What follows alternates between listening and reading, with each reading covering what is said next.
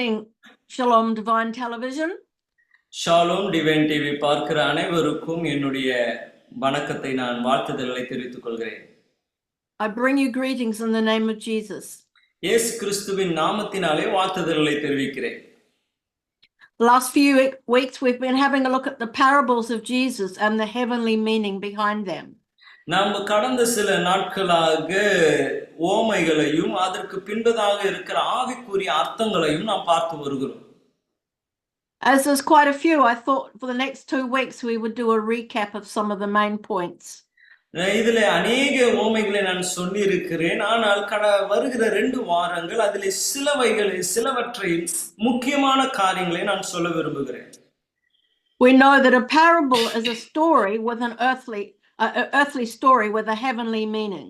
நாம் பார்க்கிறோம் இந்த ஓமைகள் என்று சொல்லும்போது மனிதர்கள் புரிந்து கொள்ளக்கூடிய மாம்சீக கதைகள், ஆனால் ஆவிக்குரிய அர்த்தங்களுடையதாக இருக்கிறது. So the disciples came to Jesus asking why he spoke in parables. சீஷர்கள் இயேசுவினிடத்திலே வந்து கேட்கிறார்கள், இயேசுவே ஏன் ஓமைகளினாலே நீ பேசுகிறீர் என்று சொல்லி. And I'm reading from Matthew 13 starting at verse 14.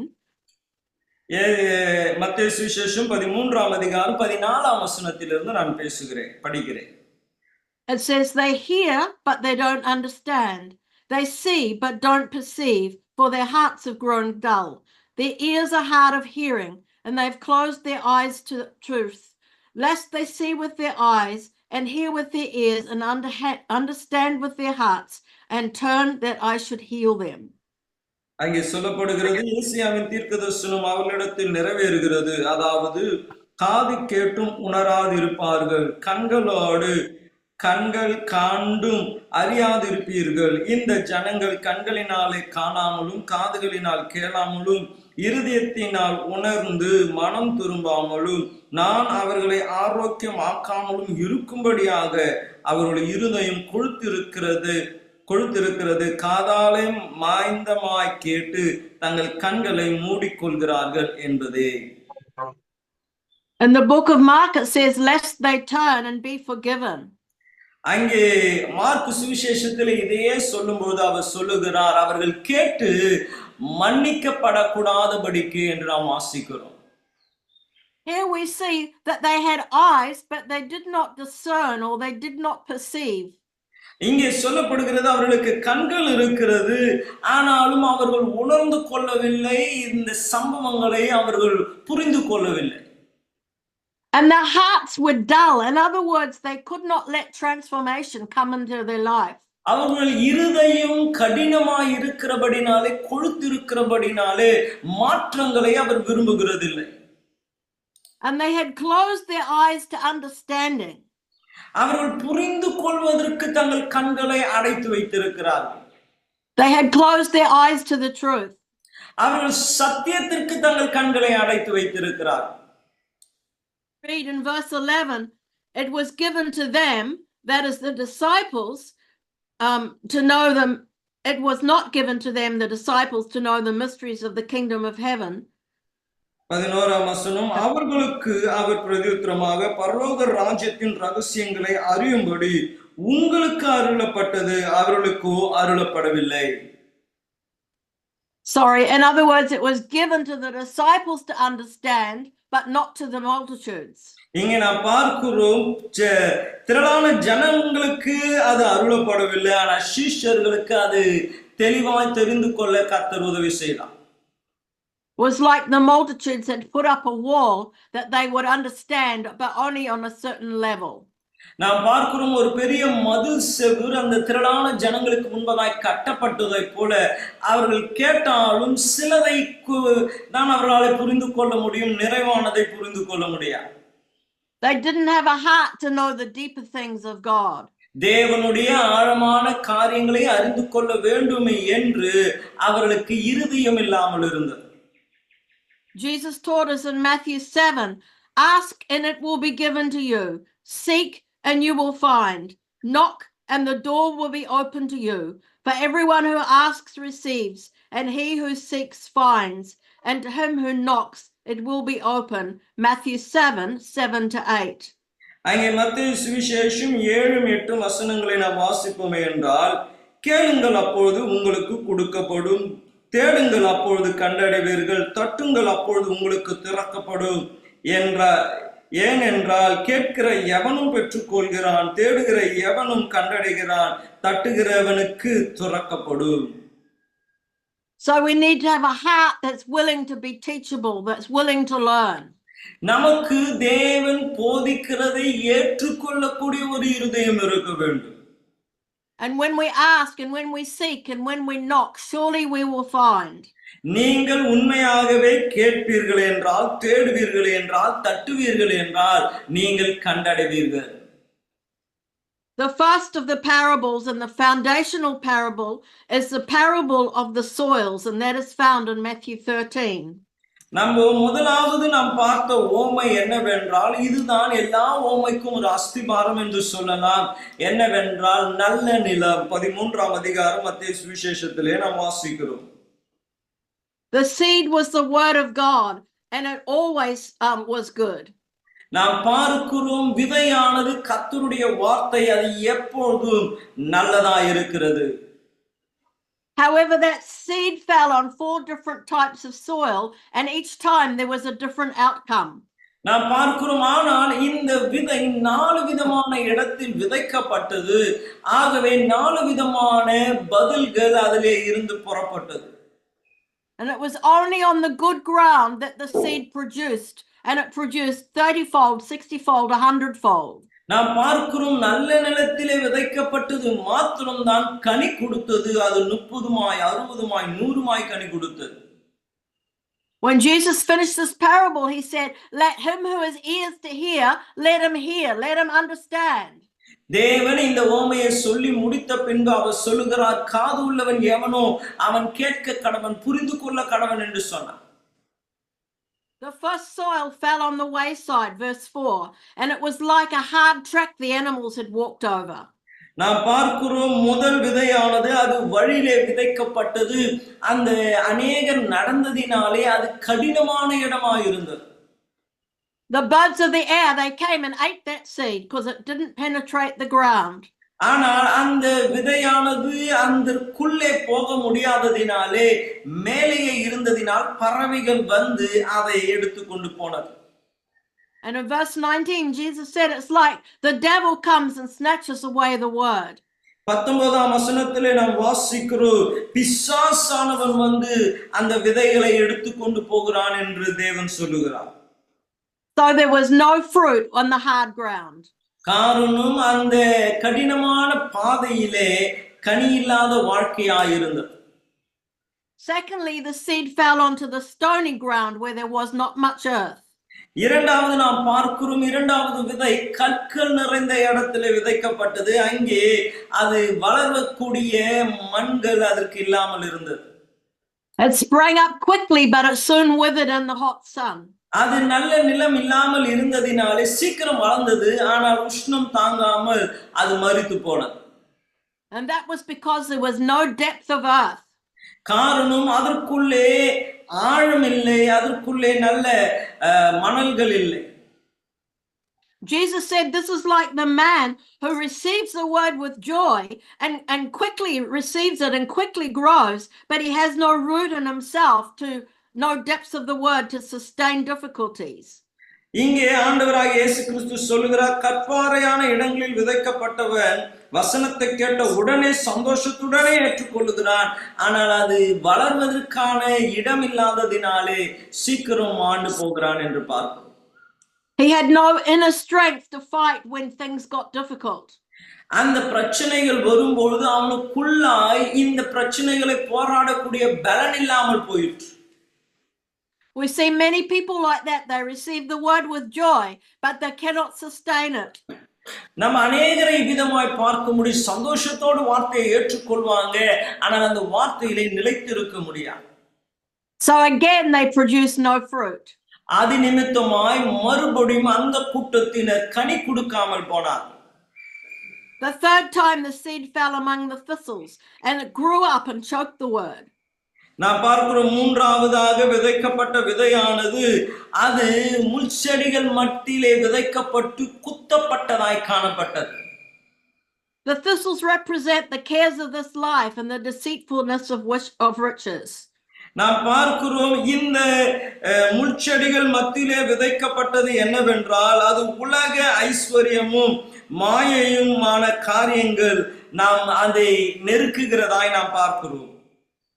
So if you chase after riches and you chase after money and possessions, there will be no fruit in your life. அவர்கள் பணத்தையும் ஐஸ்வர்யத்தையும் தேடி நாடுகிறபடினாலே வசனத்தினால் உண்டாகிற கனி வாழ்க்கையில் இல்லாமல் போயிற்று. Because those things will stop the word from producing.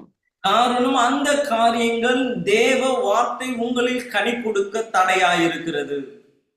Finally, the seed fell on good soil and yielded a crop 30, 60 and 100-fold. கடைசியா நாம் பார்க்கிறோம் அந்த விதையானது நல்ல நிலத்திலே விதைக்கப்பட்டு 30, 60, 100 கனி கொடுத்தது. The Bible says this is the person that hears the word and understands it. அங்கே வேதம் சொல்லுகிறது இந்த மனுஷன் கர்த்தருடைய வார்த்தையை கேட்டு அதை உணர்ந்து கொள்ளுகிறவனாய் புரிந்து கொள்ளுகிறவனாய் இருக்கிறான். Not only does he hear the word and understand it, but he acts upon it. இவன் வெறும் வார்த்தையை கேட்டு அதை புரிந்து கொள்ளுகிறவன் மாத்திரமல்ல அதன்படி செய்கிறவனாய் இருக்கிறான். We can see in the book of James chapter 1 verses 23 to 27 that a man who you go. யாக்கோபு 1ஆம் அதிகாரத்திலே நாம் வாசிக்கிறோம். A man who hears the word but does not act upon it will have no fruit in his life. நாம் பார்க்கிறோம் ஒருவன் வார்த்தையை கேட்டு அதன்படி செய்யாமல் இருப்பானே என்றால் அவன் கனி கூடாமல் போவான் என்று வாசிக்கிறோம். For if anyone is a hearer of the word and not a doer, he is like a man observing his natural face in a mirror. For he observes himself, goes away, and immediately forgets what kind of man he was. But he who looks into the perfect law of liberty and continues in it is not a forgetful hearer, but a doer of the work. This one will be blessed in all he does. நாம் வாசிக்கிற 23 இருந்து எண்ணத்தின் ஆனலில் ஒருவன் திருவசனத்தை கேட்டு அதன்படி செய்யாதவனானால் கண்ணாடியிலே தன் சுய முகத்தை பார்த்த மனுஷனுக்கு ஒப்பாய் இருப்பான். அவன் தன்னைத்தானே பார்த்து அவிடம் விட்டு போன உடனே தன் சாயல் என்னது என்பதை மறந்து விடுவான். சுயாதீன பிரியமானமாகிய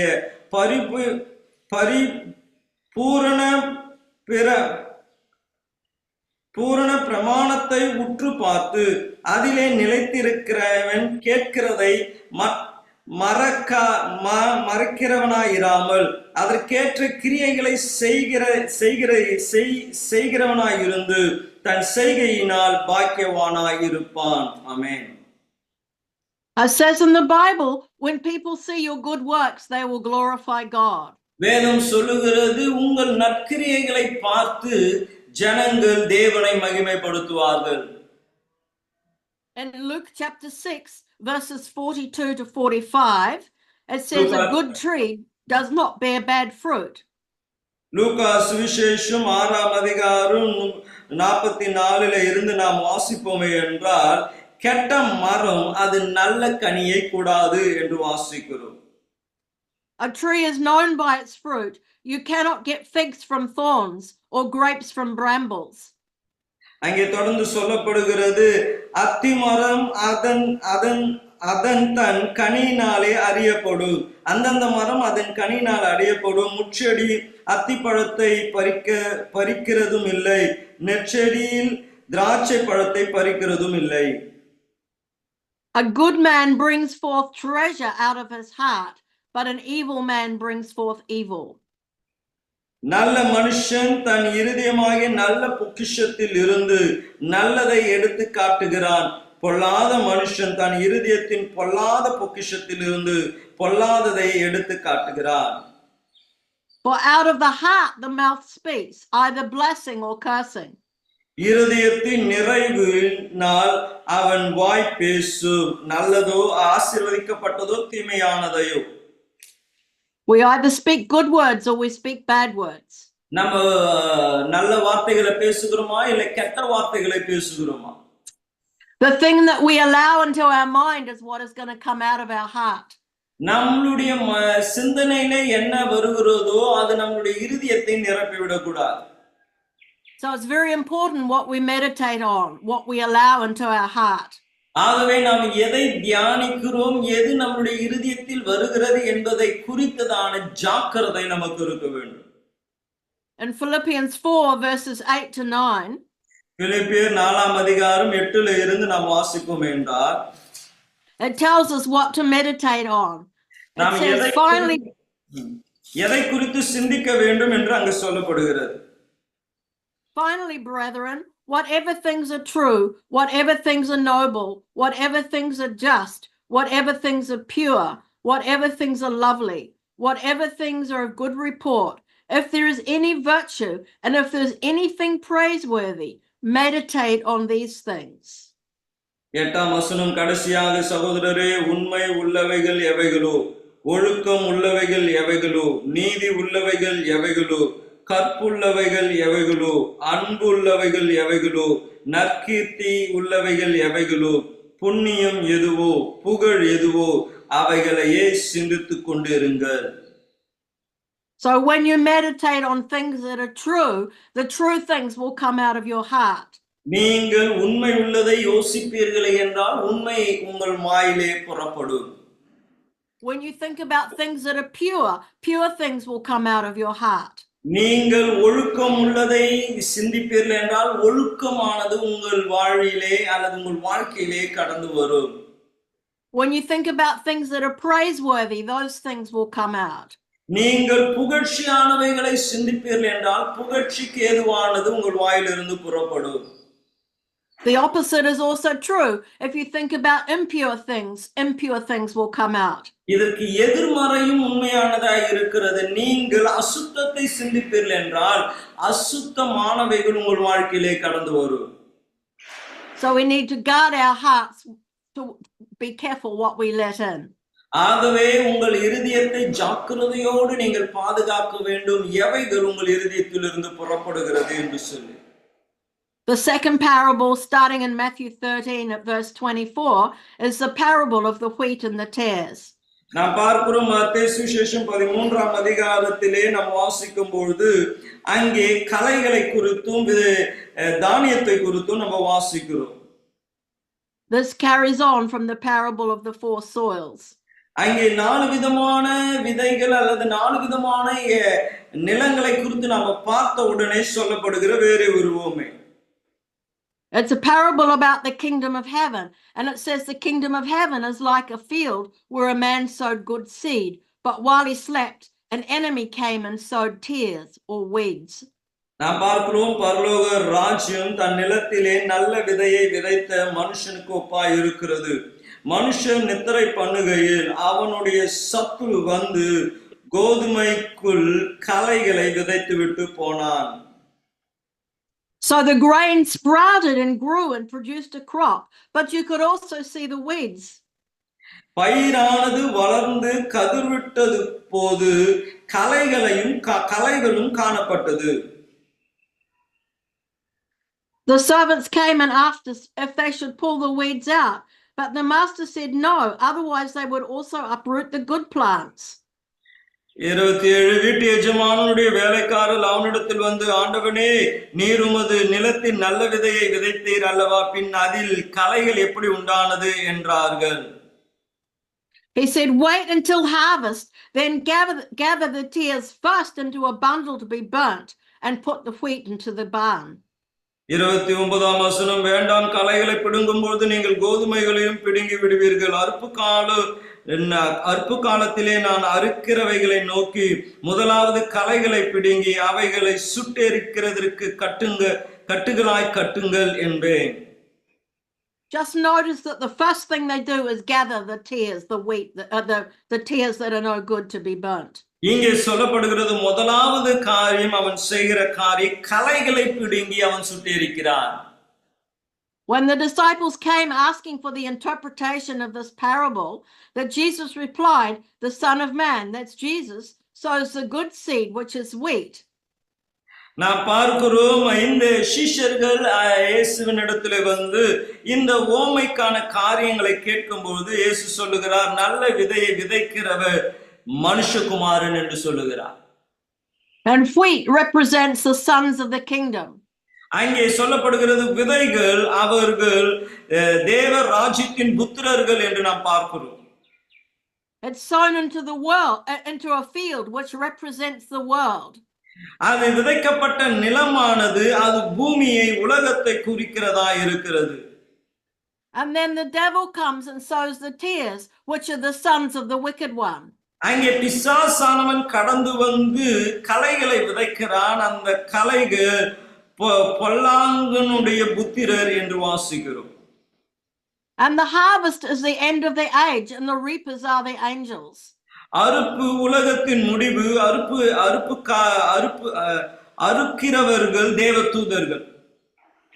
It says the Son of Man will send out his angels to gather out of the kingdom everything that offends, all the things that belong to the devil, all the things that have no fruit, and all those that practice lawlessness, and they will be thrown into the fire. அங்கே நாம் பார்க்கிறோம், மனுஷகுமாரன் தம்முடைய தூதர்களை அனுப்புவார். அவர்கள் ராஜ்யத்தில் இருக்கிற சகல இடர்களையும் அக்கிரமம் செய்கிறவர்களையும் அவர்களை அக்கினி சூளையிலே போட, யாரெல்லாம் பிரமாணங்களை மீறுகிறார்களோ அவர்களை எல்லாம் அக்கினியிலே போட அவர்களை சேர்ப்பார்கள். Things that offend are works of lust, works of the flesh, jealousy, anger, hatred, sexual immorality, unforgiveness, witchcraft, lying, things like that. நாம் பார்க்கிறோம், யாரெல்லாம் இச்சை உள்ளவர்கள், மாம்சத்தின்படி செய்கிறவர்கள், அக்கிரமம் செய்கிறவர்கள், பாவம் நிறைந்தவர்கள், தவறான உறவுகளிலே இருக்கிறவர்கள், இப்படிப்பட்டவர்களை தேவன் ஆக்கினிக்குள்ளே தீர்ப்பார். These are like poisonous plants that need to be removed. இவைகள் எல்லாம் அது தீமையை விளைவிக்கிற செடிகளாய் இருக்கிறது. Because they are the things that offend the kingdom. காரணம் இவைகள் தேவர் ராஜ்யத்திற்கு முரண்பாடானதாய் செயல்படுகிறவைகள். It says, then the righteous will shine forth as the sun in the kingdom of their father. அங்கே சொல்லப்படுகிறது, அப்பொழுது நீதிமான்கள் தங்கள் பிதாவின் ராஜ்யத்திலே சூரியனை போல பிரகாசிப்பார்கள். I want to tell you, there's a very special thing about wheat, because when wheat is growing, it bends over like in surrender, like kneeling. நாம் பார்க்கிறோம், இந்த கோதுமையை நாம் பார்க்கும்போது அது வளர்கிறது மாத்திரமல்ல, கனி கொடுக்கும் பொழுது அது தன்னை சாய்த்து தன்னை ஒப்பு கொடுக்கிறதற்கு அடையாளமாய் அது நிற்கிறது. The tares stand up straight and tall and rebellious. ஆனால் களைகளை பார்ப்போமே என்றால் அது நேராக நிற்கக்கூடியதா இருக்கிறது. அது எதிர்ப்பையும் அது வைராக்கியத்தையும் காண்பிக்கிறதா இருக்கிறது. And they're usually black, so they can easily be seen amongst the wheat. நாம் பார்க்கிறோம், இந்த களைகள் எப்பொழுதும் கருப்பு நிறத்திலே இருக்கும். அதனாலே அது எல்லா இடங்களிலும் பார்க்கக்கூடியவைகளாய் காணப்படும். So the hidden message in this parable is about humility. அப்ப இந்த ஓமையினுடைய ரகசியம் என்னவென்றால் தாழ்மை நமக்குள்ளே இருக்க வேண்டும். Proverbs 22 and verse 4 says, the reward for humility and the fear of the Lord is riches, honor and life. நாம பார்க்கிறோம், நீதிமொழிகள் 22 நம்ம வாசிக்கிற காரியம், கீழ்ப்படிதலுக்கு அல்லது தாழ்மைக்கு வருகிற பலன், தாழ்மைக்கும் கர்த்தருக்கு பயப்படுதலுக்கும் வருகிற பலன் ஐஸ்வர்யமும் மகிமையும் ஜீவனுமாம் என்று வாசிக்கிறோம். The Bible teaches us that God hears the cry of the humble and prepares their hearts to do justice in the earth. நாம் பார்க்கிறோம், தேவன் அவர் தாழ்மை உள்ளவர்களுக்கு கிருபை அளித்து அவருடைய ஜெபங்களை கேட்டு அவர்களுக்கு நீதி செய்கிறார் என்று வேதம் நமக்கு போதிக்கிறது. You see, the person who is humble will do the will of the Father. யார் தாழ்மை உள்ளவர்களாய் இருக்கிறார்களோ அவர்கள் பிதாவினுடைய சித்தத்தை நிறைவேற்றுகிறவர்களாய் இருக்கிறார்கள். But the person who is proud will do his own will. ஆனால் பெருமை உள்ளவர்கள் அவர்களுக்கு விருப்பமானதையே செய்து கொண்டிருப்பார்கள். It says in 1 Peter chapter 5 that God resists the proud but gives grace to the humble. 1 பேதுரு 5ஆம் அதிகாரத்திலே வாசிக்கிறோம், பெருமை உள்ளவனுக்கு கர்த்தர் எதிர்த்து நிற்கிறார், தாழ்மை உள்ளவனுக்கோ அவர் கிருபை அளிக்கிறார். So this parable is about the end of the age and the coming of the Lord and his return. நாம் பார்க்கிறோம் இந்த ஓமையானது அது இயேசுவினுடைய வருகையை குறித்தும் இரண்டாம் வருகையை குறித்தும் அதனுடைய பூமியின் முடிவை குறித்தும் நம்ம வாசிக்கிறோம். We can see from this that the righteous remain, but the wicked are collected and thrown into the fire. நாம் பார்க்கிறோம் நீதிமான்கள் நிலைத்திருப்பார்கள், ஆனால் துன்மார்க்கர்களோ அவர்கள் அக்கினியிலே போடப்படுவார்கள் என்பதை நாம் இதிலே வாசிக்க முடியும். Because the wicked do not bear any good fruit. காரணம் துன்மார்க்கராலே நற்கனியை கொடுக்க முடியாது. The third parable is the parable of the mustard seed in Matthew 13 verse 31. மத்தேயு சுவிசேஷம் 13ஆம் அதிகாரம் 31ஆம் வசனத்திலிருந்து நாம் பார்ப்போமே என்றால், மூன்றாவது ஓமை இயேசு சொல்லுகிறது கடுகை குறித்து அவர் பேசுகிறார். Another parable he put forth to them, saying, the kingdom of heaven is like a mustard seed, which a man took and sowed in his field, which indeed is the least of all the seeds. But when it is grown, it is greater than the herbs and becomes a tree, so that the birds of the air can come and nest in its branches. அங்கே நான் வாசிக்கிறேன், வேற ஒரு ஊமையை அவர்களுக்கு சொன்னார். பரலோக ராஜ்யம் கடுகு விதைக்கு ஒப்பாய் இருக்கிறது. அதை ஒரு மனுஷன் எடுத்து தன் நிலத்திலே விதைத்தான். அது சகல விதைகளிலும் சிறிதாய் இருந்து வளரும்போது அது சகல பூண்டுகளிலும் பெரிதாகி ஆகாயத்தின் பறவைகள் அதன் கிளைகளில் வந்து அடைக்கலம் மாறமாக என்றது. Now a mustard seed is the tiniest of seeds. இந்த கடுகு விதை என்று சொல்லும்போது இருக்கிறதிலேயே மிகவும் சிறிய விதை. But if we go to Matthew 17:20, we see that it can become very, very big and very strong. ஆனால் மத்தேயு சுவிசேஷம் 17 நாம் பார்ப்போமே என்றால் அது மிகவும் பெரிதாக கூடிய ஒன்றாய் இருக்கிறது. Matthew 17 verse 20, I say to you, if you have faith as a mustard seed, you will say to this mountain, move from here to there, and it will move, and nothing will be impossible for you. அங்கே 20ஆம் வசனத்திலே கர்த்தர் சொல்கிறார், அதற்கு இயேசு, உங்கள் அவிசுவாசத்தினாலே தான். கடுகு விதையான விசுவாசம் உங்களுக்கு இருந்தால் நீங்கள் இந்த மலையை பார்த்து இவ்விடம் விட்டு அப்புறம் போ என்று சொல்வீர்கள். அப்புறம் போ, உங்களுக்கு கூடாத காரியம் ஒன்றும் இராது என்றார். So here we clearly see the mustard seed parables are about faith. இங்கே இந்த கடுகு விதை என்று சொல்லும்போது நமக்கு தெளிவுபடுத்தப்படுகிறது, இது விசுவாசத்தை குறித்ததான ஒரு ஓமை. We know that with every seed there is a cycle. நாம் பார்க்கிறோம் எல்லா விதைகளுக்கும் அது ஒரு சைக்கிளாக அது போகிறது. We go to Mark 4 verses 26 to 29 and we see first of all the seed has to die. Mark சுவிசேஷம் 4ஆம் அதிகாரத்திலே நாம் பார்ப்போம் என்றால் முதலாவதாக அந்த விதை மரிக்கப்பட வேண்டும். Then it puts forth the blade, then the ear or the head, then the full grain appears and we have to wait for it to ripen. நாம் பார்க்கிறோம் முதலாவது அது மரித்தால் மாத்திரமே அது முளைத்து அது வளர்ந்து கனி கொடுக்கத்தக்கதா இருக்கும். நாம் அதற்கு காத்திருக்க வேண்டியது அவசியமாய் இருக்கிறது. When it is ripe, you put in the sickle to harvest the grain. அப்ப அது நல்லா வளர்ந்த பொழுதுதான் அதை அறுவடை செய்வதற்கு நாம் ஆயத்தமாக வேண்டும். In John 12 and verse 24, it says, unless a grain of wheat dies. அங்கே யோவான் 12ஆம் அதிகாரம் 24ஆம் வசனம் சொல்லப்படுகிறது, முதலாவது விதையானது மரித்தால் ஒழிய என்று வாசிக்கிறோம். It has to die before it can bring forth new life. அது புதிய ஜீவனை கொண்டு வருவதற்கு முன்பதாக அது மரிக்க வேண்டியது அவசியமாய் இருக்கிறது. Then in Matthew 13 verse 33 we have a very short parable of the leaven. மத்தேயு சுவிசேஷம் 13:13 ஒரு சிறிய ஒரு ஓமை இருக்கிறது. And so it says the kingdom of heaven is like leaven which a woman took and hid in 3 measures of meal till it was all leavened. 33ஆம் வசனம், வேறு ஒரு ஊமையை அவர்களுக்கு சொன்னார். பரலோக ராஜ்யம் புளித்த மாவுக்கு ஒப்பாய் இருக்கிறது. அதை ஒரு ஸ்திரீ எடுத்து முழுவதும் புளிக்கும் வரைக்கும் 3 படி மாவை அடுக்கி வைத்தாள் என்றார். We know that leaven is like yeast and it's put into bread to make it rise. நாம் பார்க்கிறோம், இந்த புளித்த மாவை அப்பம் செய்வதற்காக ஆயத்தப்படுத்துகிறதை நாம் பார்க்கிறோம். In the same way, the kingdom of God is to grow throughout the whole earth.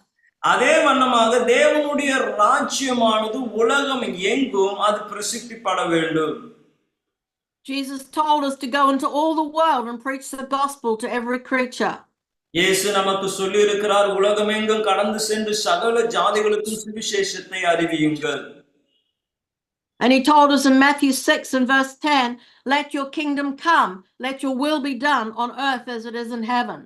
இயேசு மத்தேயு சுவிசேஷம் 6ஆம் அதிகாரத்தில் சொல்லுகிறார், உம்முடைய ராஜ்யம் வருவதாக, பரலோகத்தில் செய்யப்படுகிறது போல உம்முடைய சித்தம் செய்யப்படுவதாக என்று நமக்கு போதிக்கிறார். We carry on in verse 44 and verses 45 to 46, and we have 2 very short parables, one of hidden treasure and one of the pearl of great price. நாம் பார்க்கிறோம், 2 ஓமைகள் நம்ம தொடர்ச்சியாக வாசிப்போம் என்றால் மத்தேயு 13 அங்கே ஒன்று புதையலை குறித்து வாசிக்கிறோம், ஒன்று முத்தை குறித்து வாசிக்கிறோம். They are parables about the kingdom of heaven, first of all hidden in a field, and secondly a man finds in a field. ஒன்று நாம் பார்க்கிறோம், அது தேவ ராஜ்யத்தை குறித்த புதையல், அதை நாம் கண்டுபிடிக்க வேண்டும் என்று பார்க்கிறோம். இன்னும் ஒன்று, ஒருவன் அதை கண்டுபிடிக்கிறான் என்று பார்க்கிறோம். He's so joyful over the treasure, he goes and sells everything that he has. அவன் அந்த புதையலை கண்டபொழுது அவன் மிகுந்த சந்தோஷம் அடைந்து அவனுக்குள்ள எல்லாவற்றையும் அவன் விற்றான். And when they find the pearl of great price, they go and sell everything they have to buy it. அதே வண்ணமாக அந்த முத்தை கண்டடைந்தவன் கூட செய்த காரியம், அவனுக்குள்ள எல்லாவற்றையும் அவன் விற்றான். In the same way, we see value in the kingdom of God. நாமும் தேவ ராஜ்யத்திலே அதனுடைய முக்கியத்துவம் என்ன என்று புரிந்து கொள்ள வேண்டும். It is a place of peace, of joy, of love, of righteousness, where there's no pain or evil. அது சந்தோஷமும் சமாதானமும் நீதியும் உடையதாய் இருக்கிறது. அங்க வேதனையும் உபத்திரவமும் இல்லை. So would we not forsake the things of the world to follow the kingdom of heaven? ஆகவே நாம் உலக காரியங்களை விட்டு தேவ ராஜ்யத்திற்குரியதை தேட வேண்டியது அவசியமானதாய் இருக்கிறது. Then we have the parable of the dragnet in verses 47 to 52, Matthew 13. மத்தேயு சுவிசேஷம் 13ஆம் அதிகாரம் 47ஆம் வசனத்தில் இருந்து நாம் வாசிப்போமே என்றால், மீன்களை சேர்த்து வாரிக் கொள்கிற ஒரு உவமையை அவர் சொல்லுகிறார். This dragnet is cast into the sea and gathers all kinds of fish, both good and bad. நாம் பார்க்கிறோம், சகலவிதமான மீன்களை சேர்த்து வாரிக்கொள்ளும் வலைக்கு ஒப்பாய் இருக்கிறது பரலோக ராஜ்யம். The good are put into vessels to keep and the bad were thrown away. அதிலே நல்லதை அவர்கள் எடுத்து வைத்து வேண்டாததை அவர்கள் தூக்கி வீசி விடுகிறார்கள். This parable also refers to the end of the age. இந்த ஓமை கூட உலகத்தின் முடிவை குறித்து சொல்லப்படுகிற ஒரு ஓமை. Angels will come and separate the just from the wicked and cast the wicked into the lake of fire. நாம் பார்க்கிறோம், நீதிமான்களை துன்மார்க்கர்களையும் இந்த தேவ தூதர்கள் பிரித்து துன்மார்க்கர்களை அக்கினி கந்தகம் எரிகிற கடலிலே எரிந்து விடுவார்கள் என்று வாசிக்கிறோம். In the Bible, fish refers to believers. வேதத்திலே மீன்கள் என்று சொல்லும்போது அது விசுவாசிகளை குறிக்கிறதா இருக்கிறது. Remember when Jesus called Simon and Andrew, he said, "Follow me and I'll make you fishers of men." நாம் பார்க்கிறோம், சீமோன் பேதுருவை தேவன் அழைக்கும் பொழுது அவரை பார்த்து கர்த்தர் சொல்லுகிறார், நான் உன்னை மீன்கள் பிடிக்கிறவனாக்குவேன், மனுஷர்களை பிடிக்கிறவனாக்குவேன் என்று சொல்லுகிறார். The sea refers to the nations. இந்த கடல் அது தேசங்களை ராஜ்யங்களை குறிக்கிறதா இருக்கிறது. So you might say it's got some similarities to the parable of the wheat and the tares.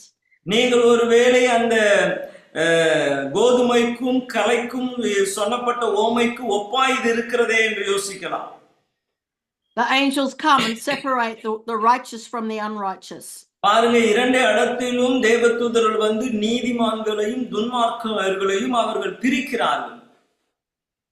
There are things that are hidden, both new and old.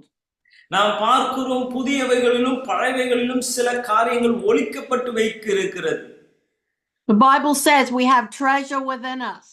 வேதம் சொல்லுகிறது நமக்குள்ளே பொக்கிஷம் இருக்கிறது என்று சொல்லி. So we need to seek that treasure. We need to seek the kingdom of God.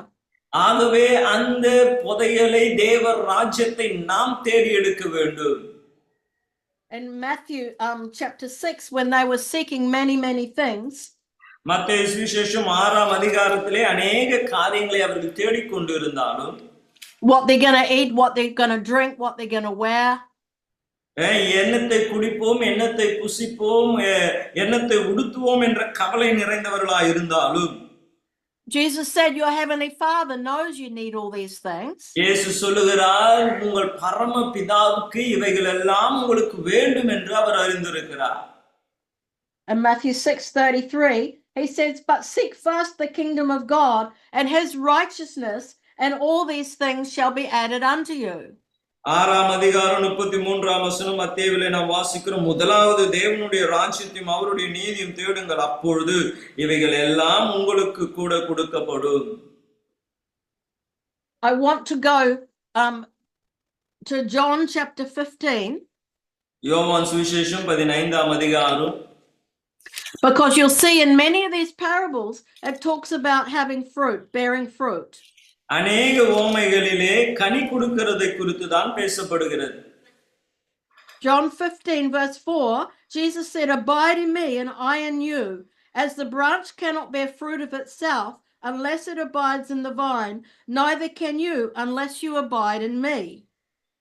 அங்கே 4ஆம் வசனம், என்னில் நிலைத்திருங்கள், நானும் உங்களில் நிலைத்திருப்பேன். கொடியானது திராட்சை செடியில் நிலைத்திராவிட்டால் அது தானாய் கனி கொடுக்க மாட்டாது போல் நீங்கள் என்னில் நிலைத்திராவிட்டால் கனி கொடுக்க மாட்டீர்கள். I am the vine and you are the branches. He who abides in me and I in him bears much fruit, for without me you can do nothing. நானே திராட்சை செடி, நீங்கள் கொடிகள். ஒருவன் என்னிலும் நான் அவனிலும் நிலைத்திருந்தால் அவன் மிகுந்த கனிகளை கொடுப்பான். என்னை அல்லாமல் உங்களால் ஒன்றும் செய்யக்கூடாது. Verse 6, if anyone does not abide in me, he's cast out as a branch that is withered, and they gather them and throw them into fire to be burned.